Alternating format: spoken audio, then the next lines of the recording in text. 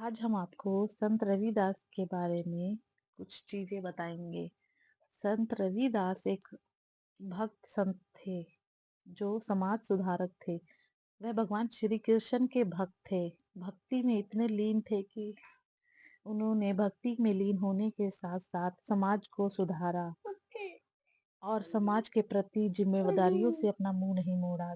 समाज में बैठी फैली बुराइयों को रोकने के लिए समाज में फैली बुराइयों को उन्होंने रोकने के लिए जागरूकता फैलाई। उनके समय में सामाजिक भेदभाव बहुत था। एक दूसरे में ऊंच नीच कास्ट को लेकर बहुत भेदभाव होता था। उन्होंने भेदभाव पूर्ण मानसिकता को त्याग कर सभी लोगों को आपसी मेलजोल और प्रेम के संदेश दिया कि सब आपस में मिलकर रहें। माना जाता है कि उनके पास कई दिव्य शक्तियां थी जिनसे उन्होंने कई चमत्कार भी किए थे। उनके चमत्कारों में पत्थर को पानी में तैराना, कुष्ठ रोगियों को ठीक करना, अपने बचपन के दोस्तों को जीवन दान देना शामिल था। कबीर दास के लिए कुछ लाइनें जो उन्होंने कही। कभी भी अपने अंदर अभिमान को जन्म ना दें।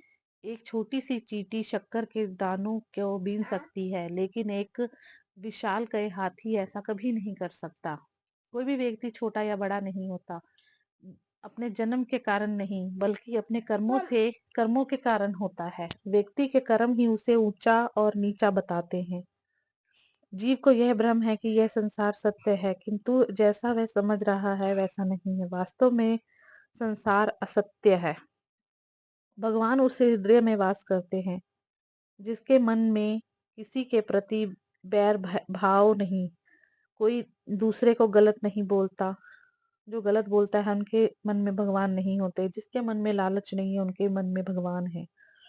हमें हमेशा कर्म करते रहना चाहिए। साथ साथ मिलने वाले फल की भी आशा नहीं छोड़नी चाहिए, क्योंकि कर्म हमारा धर्म है और फल हमारा सौभाग्य है जो हमसे कोई नहीं छीन सकता। संत रविदास कहते हैं, भला किसी का कर नहीं सकते तो कभी किसी का बुरा भी मत करो। किसी की जिंदगी में आप फूल नहीं बन सकते तो कभी कांटे भी मत बनना। कर्म बंधन में बंद रहियो, पल की ना तजियो आस। कर्म मनुष्य का धर्म है, संत भागे रविदास। गुरु जी मैं तेरी पतंग हवा में उड़ जाऊंगी, अपने हाथों से कभी न छोड़ना वरना मैं कट जाऊंगी। अगर अच्छा नहीं कर सकते तो कम से कम दूसरों को नुकसान ना पहुंचाएं। अगर फूल नहीं बन सकते तो कम से कम कांटे भी ना बने। मन चंगा तो कठौती में गंगा। संत परंपरा के महान योगी परम ज्ञानी संत श्री